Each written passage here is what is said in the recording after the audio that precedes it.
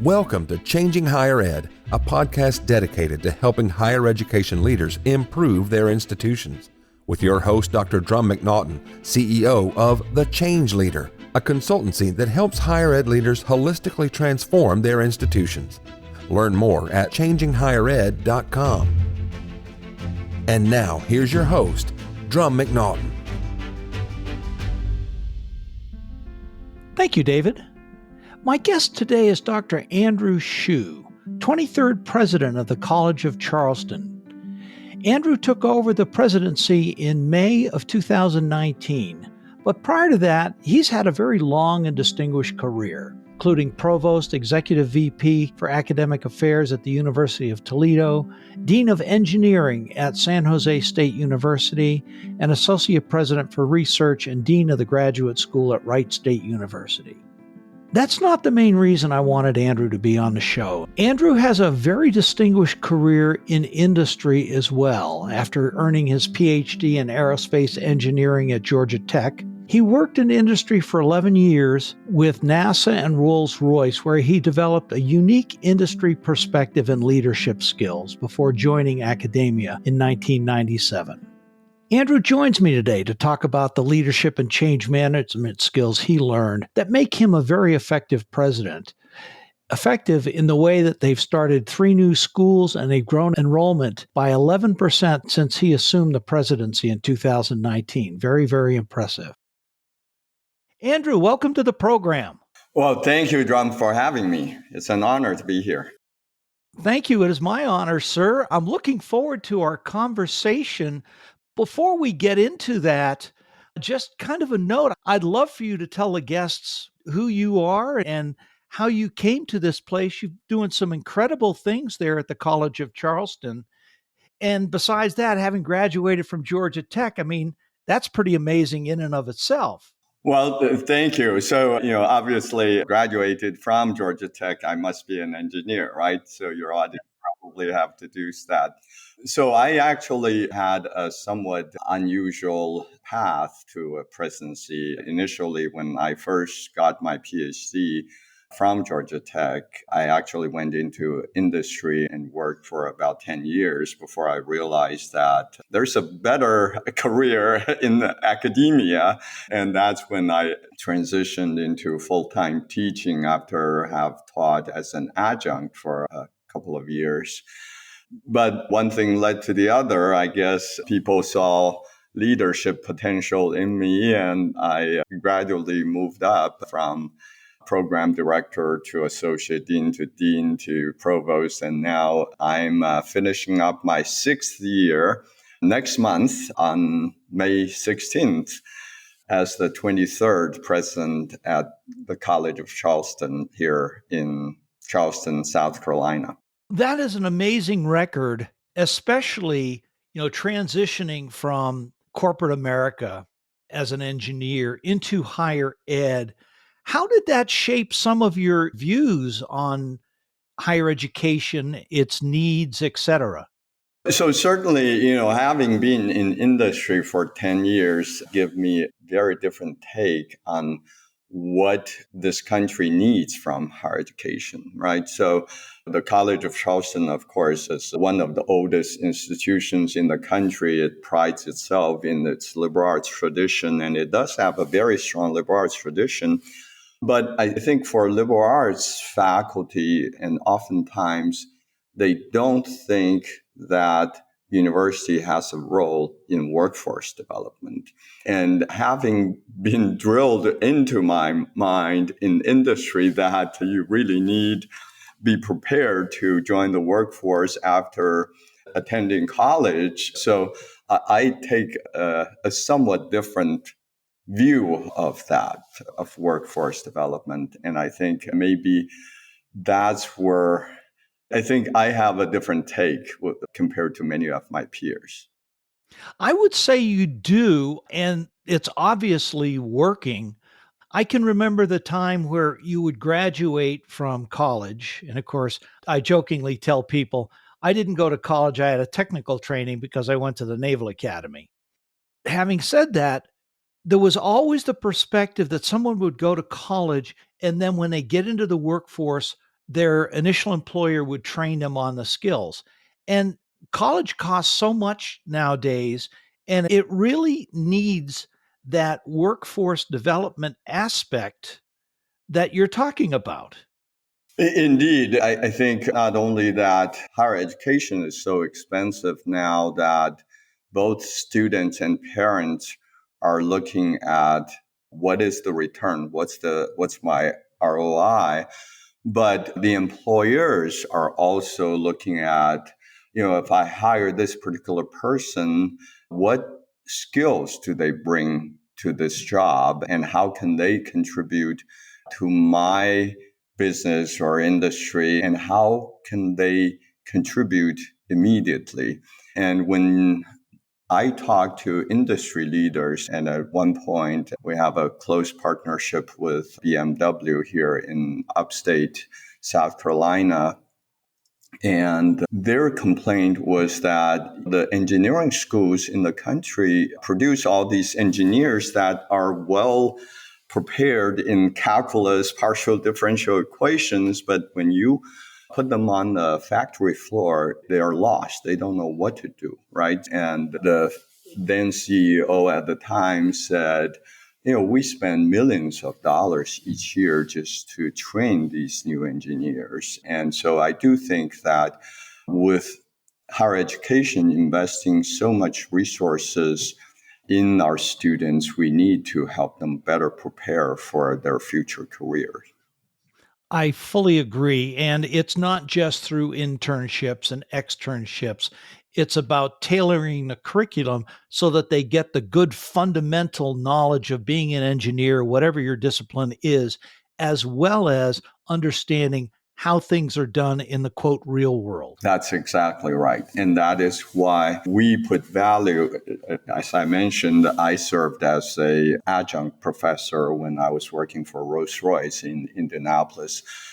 What I found through that experience is that people who work in the real world tend to bring the real world into the classroom.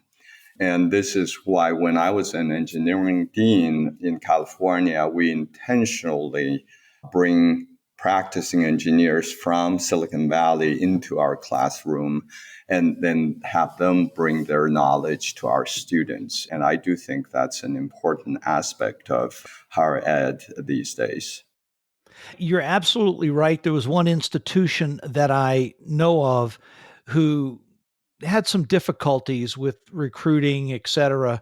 They've gone by the wayside, but they used that same model. Their tenured faculty taught the baseline courses, and they'd have adjuncts teaching the latest and greatest from Silicon Valley so that there was a good foundational piece as well as understanding what's actually going on in the valley at that point. I thought it was a brilliant model. Yeah. We have started a new school of engineering here at the College of Charleston about a year and a half ago. And that's very much the model that we would like to use here. Mm-hmm. Well, you've obviously been doing some things right there at Charleston. Not only have you beat the mean for president's tenures, but since 2019, you've grown over 11%, which is defying all the odds. And from a faculty perspective, you got more full-time than part-time faculty, like 3-to-2 ratio. You're expanding. This is defying logic. How's this happening? When I came, I was told that the College of Charleston is really a hidden gem. We have some of the best faculty in the country. We're focusing on student success. We just need to make ourselves not hidden anymore. And that's probably the biggest thing that I did during my first 2 years. And the fact that we only grew 11%, it's by design. We could grow, we could have doubled our enrollment if we wanted to, if we had the space. Wow. We were downtown Charleston, we're landlocked, we don't have the space. But if you look at our application numbers, it went from about 11,000 applicants a year from about 6 years ago to now 32,000 applicants for Wow. this fall. Right. So clearly the secret is out that we are a great institution and we provide some of the best undergraduate educations in the country. And it also is helpful that we're one of the most beautiful campuses in the country and one of the most beautiful cities in the country. And on top of that, the local economy, the city is booming with high-tech industry as well as manufacturers. In fact, we're the only city in the country that build both airplanes and cars. And we have some of the biggest plants in the country now. That is fabulous. And it's a job waiting with the expansion of both of those industries. It's a job waiting to happen for your graduates. Right, exactly. And not only the job is waiting, but there's just plenty of opportunities for students to do summer interns or co-ops and hands-on learning through visiting industry labs. I'd like to double back to something that we said a little bit earlier, talking about the change management. With your background in industry being very different from that of higher ed, how did that factor into your vision and your way of executing change management? Because we all know that, you know, we've all been faculty members, we've all been able to see the pyramid from that perspective, but trying to get faculty on board to make some of the changes that you have made, how did your industry experience help you with that? Yeah, actually, I think the only way that it has helped me is that it made me impatient. Um, which I don't know if it is helpful or hurtful because, I think it's not just faculty, human by human nature dislike changes, right? Really? Is that really? I'm sure that's news to everyone, but and on the university campus, it's even more difficult simply because, faculty have tenure, they feel ownership of the institution. So Mhm. without faculty buy-in, I think a president can hardly make any meaningful changes. And especially with today's presidents lasting, 5.5 years on the job on the average, faculty can really wait you out. Very true. What I have learned from Gordon, 15, 17 years ago, when I was an ACE fellow at the Ohio State University with Gordon Gee, was that you really need to bring people along with you. So what I did when I first came was we spent an entire year to do a strategic plan. And that is with participation from all faculty, staff, students, alumni, boards, and so forth. And we formalized a strategic plan after the first year. And that's with everybody's buy-in so that everybody feels ownership.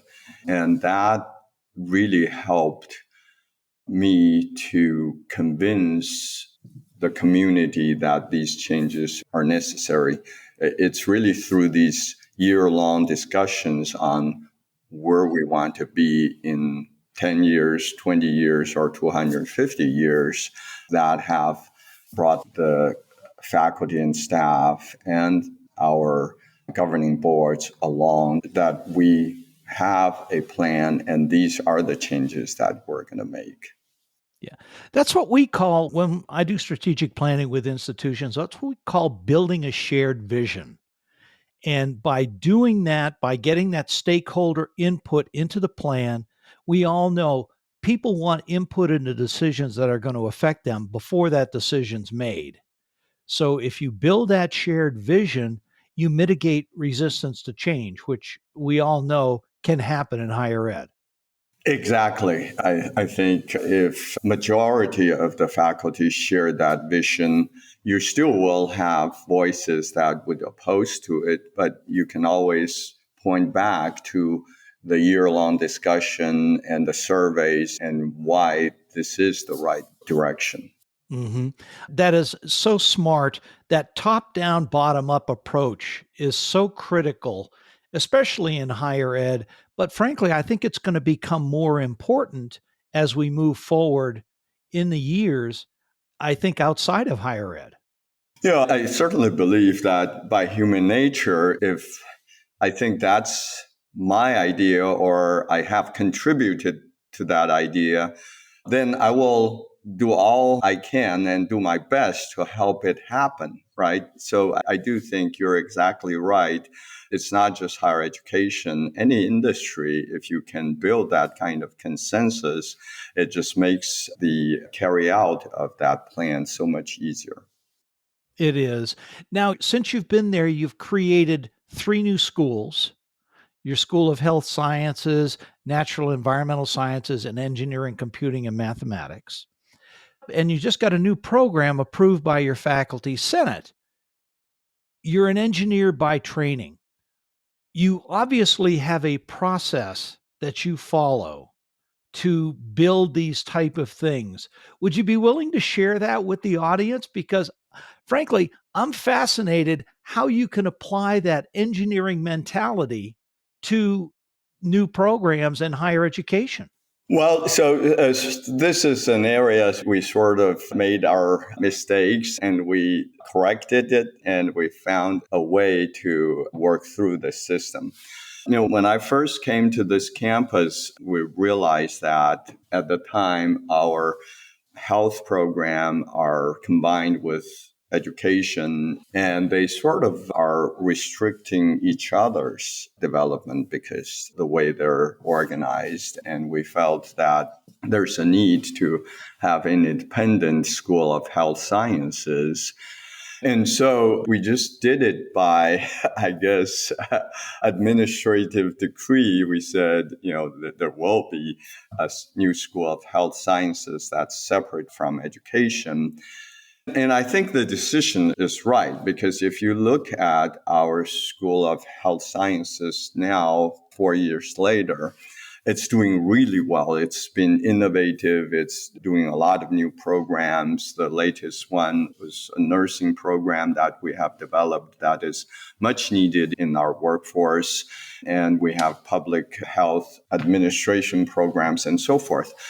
But despite the fact that we still think it's the right decision, at the time we had an uproar among faculty saying that you didn't go through faculty shared governance, you didn't consult us, and it's just not the way to do business on the university campus. So I said, let me review our policy.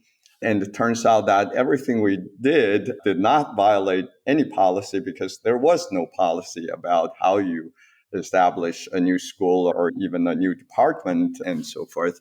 So I said, well, if you don't like the way we did it, let's look at how we should do it, right? So we set up a ad hoc committee to review our existing policy, and then their charge is to develop a new policy on how new schools, new departments are going to be formed on this campus. We now have a policy, it's published, and then when I need to separate engineering, I guess the School of Sciences gave birth to our engineering program. But after 3 years, I thought it'd be time to have an independent School of Engineering and Computing. And so we followed the new policy to the letter, and we were able to push through the establishment of this new School of Engineering. And then, of course, the old School of Science and Engineering became two schools, the School of Natural and Environmental Sciences and the School of Engineering, Computing, and Mathematics. Mm-hmm. Well, I'm suspecting there's a few more details in there that you could dig down to. But before you get to those, one of the things we advise our clients is developing what we call a RACI model, or it's commonly known responsible, accountable, consult, and inform. It is a decision-making tree that helps people understand what their role is whether it has to do with shared governance, standing up a new school, whatever, the decision and the accountability falls on you or the board. Faculty would be consulted prior to rather than informed after. But even so, the ultimate accountability for it falls on you because faculty, the question I ask them very typically is, oh, so you want the final say on hiring the provost? Great. Who's going to get fired if the provost doesn't work out? It usually answers the question. Yes, you're exactly right, Drumm. And in fact, the decision has to be either here in the president's office or the provost's office, or it has to have board approval, right? Otherwise, a university would be chaotic if nobody is making a decision or if only faculty committees are making decisions. So indeed, the shared governance basically calls for consultation with the faculty before a decision is made. So our policy actually just says exactly that, what you described. We would first consult with the departments being impacted, and then we will consult with the school or schools being impacted, and then we will send out the information or the plan to the entire campus. We would certainly talk to the various faculty senate committees first, and then the committee would give their opinion to the Senate, and then the Senate would then look at the issue and say they support or they object. But nonetheless, the policy does say the final decision is with the board, where the president will make the recommendation to the board and the board would approve major restructuring. And that makes perfect sense to me. That's the way it should be done, whether it be higher education or be in industry as well. A major decision like this falls on the board to make the decision, or the CEO or president. But there always can be resistance to change with that. I mean, I know of one institution that we worked with quite a long time ago that the president of the institution decreed, we will do this without any consultation to faculty. And when faculty found out about it, they were up in arms. Indeed. In fact, that's sort of not to the same severity, but that's sort of what happened when we started the new School of Health Sciences. And that's what prompted us to establish a formal policy on reorg on our campus. Which makes sense. So to get past the resistance to change, you talked about creating a policy with faculty on how these kind of changes would be made. But when I think about Cotter's model on leading change, making sure there's an urgency for change, you saw that, but there's also, you have to make the argument for change, the innovation, and also to let people know there is good reason to do this. So how do you meet that resistance to change? What do you do? So I think the best way to convince people is to have a face-to-face conversation. And throughout the process, I'll just again use the establishment of the new School of Engineering and Computing as an example. I went out and met with numerous committees, faculty groups, different schools, and certainly the faculty senate and the various senate committees to talk to them about the rationale behind this and why it made sense for us to do that and what are the benefits of a new school and what are the drawbacks if we didn't move forward with a new school. And you really need to convince the majority of the faculty in order for the Senate to at least have a positive response to the proposal. Even though the policy says that the final decision is with the board with recommendation from the president, but you still would prefer that you get the majority of your faculty behind the initiative. So there's just numerous conversations, some of them at the individual level. And as you know, Drumm, with your experience in higher education, clearly on any campus, there are faculty members that are more vocal and faculty members that are more influential, whether it's in Senate or just, in the coffee room, right? So one thing that I like to do is just go talk to those faculty members individually. Sometimes I would just knock on the door and show up in their office and then start talking to them about, what I want to do and what's their concern, and make sure that even if we disagree, he or she understands why I'm trying to do what I want to do. Mm-hmm. That is so important, that personal touch, because at the end of the day, we're all human beings and we all have feelings. Just for people to feel heard rather than something being done unilaterally makes all the difference in the world. I completely agree. And, that's why it's so important that, at least from my perspective, that when someone moves into a leadership position, whether it be a department chair, a provost, a dean, or a president, that they have some sort of leadership training and, more importantly, the emotional intelligence to be able to deal with change, and when someone disagrees, rather than trying to steamroll them, to have a honest conversation that, when the strong man of the East and the strong man of the West meet, they can come together and understand each other's perspective. I think that's something that you probably excel at. That's something that I do sort of by nature, but also I think the training that I have received, the leadership training that I received, including serving as an ACE fellow with President Gordon Gee, really helped me. By nature, when I was a kid, I was a very small kid that I can't force anybody to do anything except by persuading them. So achieving goals through persuasion became sort of second nature to me. But certainly when I went through these leadership training programs, we talked about various leadership types or different philosophies of how to exert effective leadership. I resonated with leadership through influence. I think that just fit my style so much better than some of the other types of leadership styles.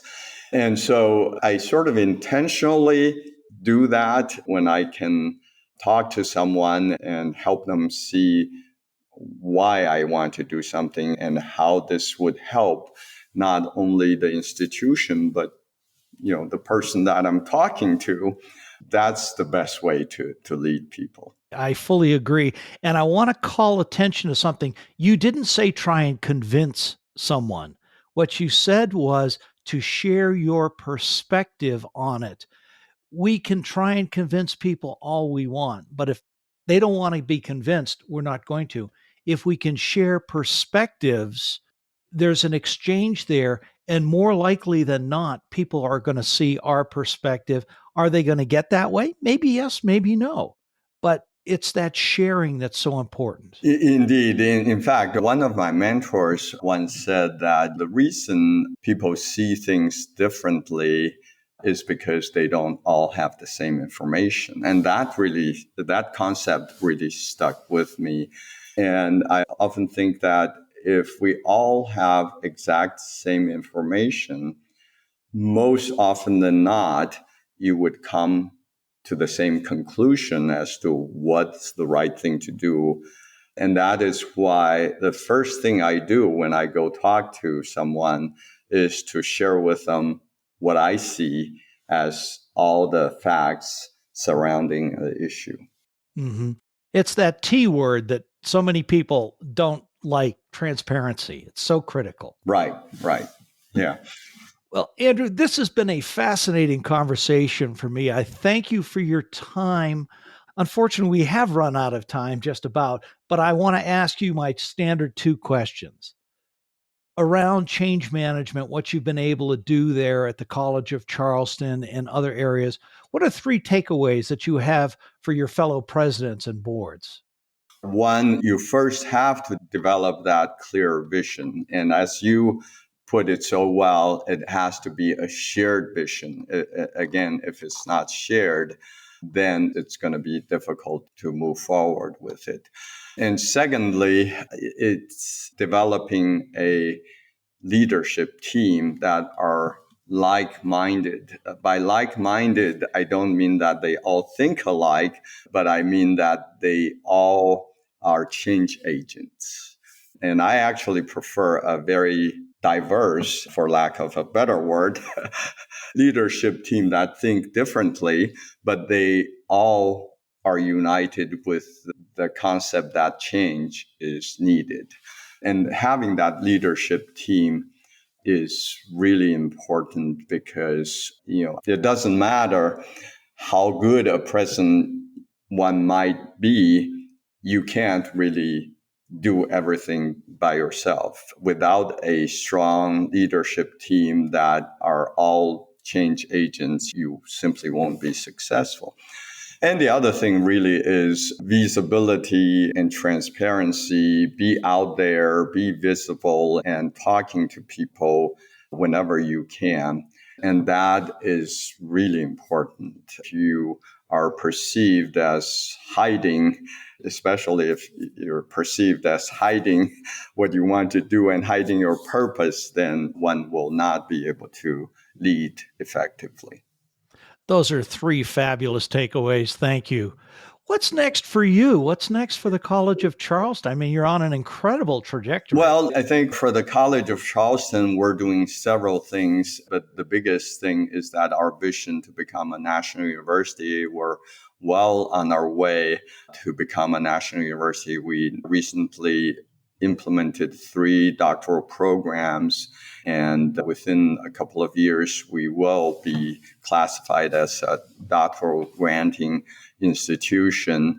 And the other thing that I want to do is we're a 250-year-old university and very old campus. I want to really help improve the physical environment of this campus. We invested literally $130 million over the last couple of years, and we'll continue to invest hundreds of millions of dollars to build new residence halls, new academic buildings. And my hope is that when I leave this institution, I can point to a series of things, whether it's hardware or software in the form of new programs that we have achieved here. I have no doubt that that will happen. Well, thanks again, Drumm, for having me on your program. It has been my pleasure, Andrew. Thank you for taking the time with us, and we wish you all the best going forward. Thank you. Appreciate that. Thanks for listening today, and a very special thank you to my guest, Dr. Andrew Shue, president of the College of Charleston. Andrew, thanks for being on the program. I look forward to the next time we get a chance to talk. To my listeners, thanks again for listening. I look forward to seeing you next week. Changing Higher Ed is a production of The Change Leader, a consultancy committed to transforming higher ed institutions. Find more information about this topic, along with show notes on this episode at changinghighered.com. If you've enjoyed this podcast, please subscribe to the show, and we would also value your honest rating and review. Email any questions, comments, or recommendations for topics or guests to podcast@changinghighered.com. Changing Higher Ed is produced and hosted by Dr. Drumm McNaughton, post-production by David L. White.